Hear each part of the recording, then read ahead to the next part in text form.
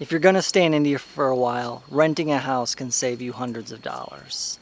However, it's not exactly the same as renting a house in the States. So, at my place here in India, I'm going to show you how I did it and talk about how you can do it and not get burned.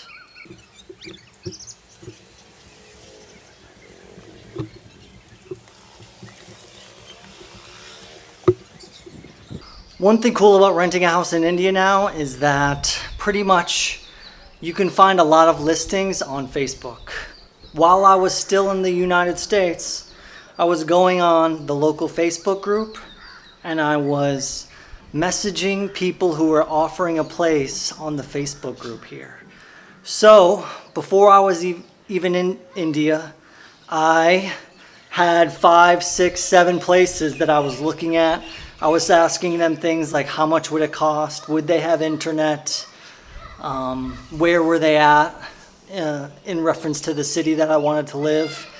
And so before I even came to India, I had baseline prices what I was looking at. I had ideas about how easy it would be to get Wi-Fi, how easy it would be to get a place with an office. So hop on the city you want to stay in, look for the Facebook group, and you should be good to go. Now let's take a look more at my place.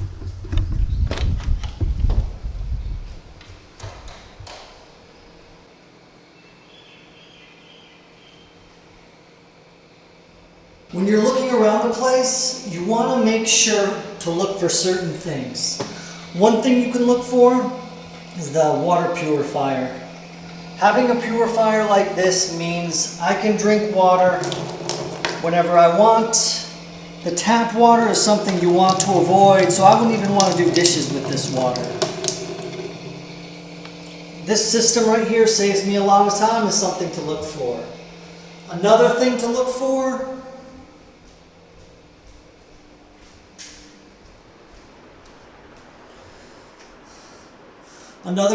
for is an air-conditioned unit. In the month of May, it was 105, 106, 107 degrees every single day. And without that thing, I would have burned up. So, look for an air conditioning unit or look to see, make sure you can get one thrown in. Another thing to consider is a hot water heater.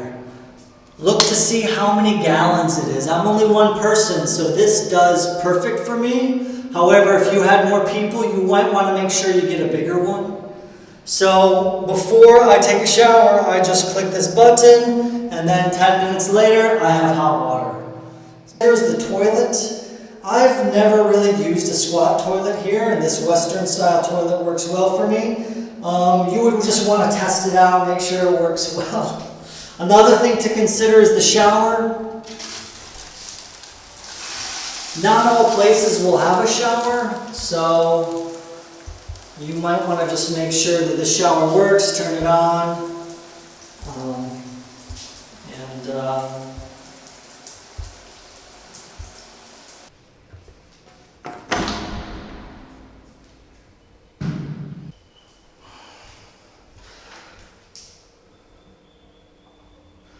Another thing to consider are the local people. So there used to be, there's a rice paddy right there, and in the morning at like 5 a.m., a couple weeks, the farmer will be out with his oxen, dragging them, yelling. So it actually wasn't too big of a deal and it's kind of charming, but you would just want to make sure the area is nice. You can see that I have this forest here behind me, and so it's super quiet. Crickets, birds, it's amazing actually. The local saint, Ramana Maharshi, gotta have good wall decorations.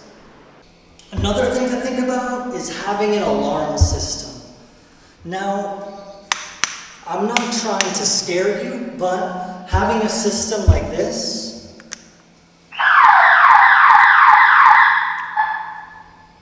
makes me feel somewhat secure. If someone were to come, I can notify the neighbors that something is happening. Maybe you might have a different type of service or a security guard at the gate if you're living in an apartment complex. That could work as well. Something like this, I like it, and it would be something to consider. Let's go check out the roof.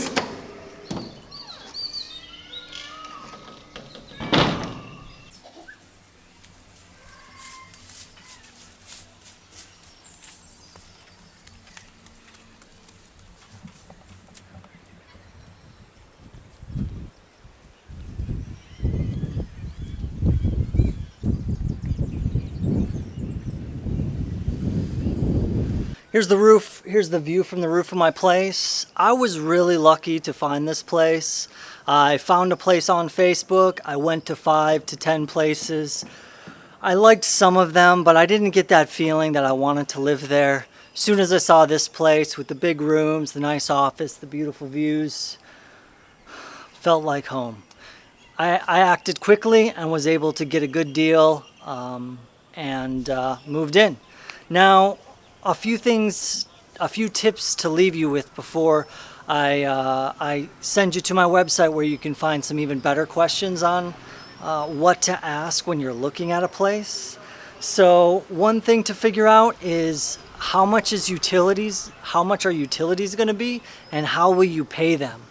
One issue I'm running into right now is that my landlord controls the utilities, so I don't really get a bill. He just quotes me a price and I pay him. And at first it seemed reasonable, but last 2 months seemed unreasonable. So I'm currently working through that, and we'll see how that goes. I'll be sure to update you. But it was, it's over $300 for 2 months when originally I paid $40 for 2 months. Now, it was the hottest season and I was running the air conditioner, so maybe something happened there. My point being, you just want to talk about utilities beforehand. You'd want to ask him, how will I pay the utilities? Am I paying you? Am I paying something else? So that you're clear on the arrangement before you get started. Another thing to consider is, how often will you pay? I have one friend who has a really good rate and he pays every month, at the end of every month, like you might in the States. I have another friend who pays for a whole year, and he's able, by doing that, to negotiate a lower monthly fee. I have another friend who paid for 10 years and has a really low per month fee. So you would just want to consider, for myself, I pay every 3 months, and I knew that I wasn't sure. I didn't want to commit to a year. So I went with that, and it has been working out pretty well. I do not have, another thing to consider, I do not have a official lease. It's actually, my lease is a piece of paper that I drew up myself. I will link that on my website for you at trynomad.com. You'll find that link in the description. If you are in a similar situation, you won't be if you're in a big city, place like Goa, place like Mumbai, they're probably going to have a lease. But if you're in a town like I am, you might be in a similar handshake kind of deal. So I think that can work out well, but I just want to be protected with a paper document. So I've linked that on Chai Nomad. And I pay every 3 months, and that negotiates me a good deal. That's another thing to consider. How often do you want to pay? Another thing to consider is, and a question to ask would be, are there any extra payments? So at one point, my landlord asked me to pay the gardener's fee. Yet that was not something we spoke about when we initially started, or when we initially agreed. So I didn't cover that. I didn't ask him, are there any extra payments that I will be responsible for? If I had to do it again, that's what I would say. Instead, I'm just saying I'm not going to pay because we didn't agree, and so far I haven't had to. But in the future, I will be very clear about what charges am I responsible for and what charges. Another thing to do would be, as much as you can, even though I knew I liked the place, I still went to look at other places. I still asked the landlord to come back and take a look at it. So first I looked at it in the afternoon. It's nighttime now, and I don't know if you can hear, but there's some dogs barking in the distance. At one point, this house right over here, which you may not, yeah, it looks like you can see, there were 13 dogs there. They moved in afterwards, but Had I known that when I first was looking at the house and known how they barked at night, that might have been something to consider. You know, you can also see one thing I like is it's really quiet here. That might not be the case in a place you're looking at. So that's another thing to consider. Just keep going back for as many times as you feel is necessary until you're ready to move in. Another thing that I did is I took pictures of our transactions and videoed our transactions with my phone. So when I paid him, I was like, I'm paying you for 3 months, this much money, and we agreed on these time periods, and this is what our agreement means. Now, is that official? Will that hold up in a court of law? No, probably not. However, what that does, his business partially runs on Facebook and social media. Now, I've never had to use this with him, but I did have an internet service that didn't work out the way that I liked, and I posted the video on YouTube and said, this company scammed me. Here's the video about what our agreement was, and they didn't follow through. By doing that, I then went to the owner, showed him. He was extremely willing to negotiate, and I was given an extra month of service for my troubles. When up until that point, no one was willing to help me out. So that's an extra something that you might do to help ensure that things will go your way and gives you another piece of leverage when you're negotiating. Final thing to consider, unlike the US, it is common and expected to negotiate here. My landlord initially quoted me 15,000 rupees for my flat. He easily came down to 12,000 without me negotiating much. Had I been aggressive, I could probably have got it down less than that. I didn't mind paying that price because that's $175 approximately US for this place, which is one of the nicest places I've ever lived in. Now, I have a friend who saw 30 to 50 places and kept negotiating, and he pays like $80 a month for a place. So it depends on your style, it depends on how you want to handle it, but the first price you're quoted is definitely going to be much higher than what they're going to accept, and they're going to expect a negotiation to happen. So if you pay that first price, they're going to be thinking you're a moron. So don't be a moron.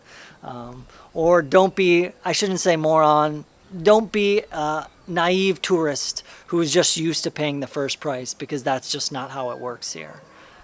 Those are the tips I have for renting. As you can see, I'm extremely happy with my place here in India. I love it. It's so peaceful. It's so beautiful and so reasonably priced. Now, in my research, I came up with a list of questions you can use in your negotiations so you don't have to make any of the mistakes that I made. You can find those on chainomad.com. Google how to rent a house and not get burned.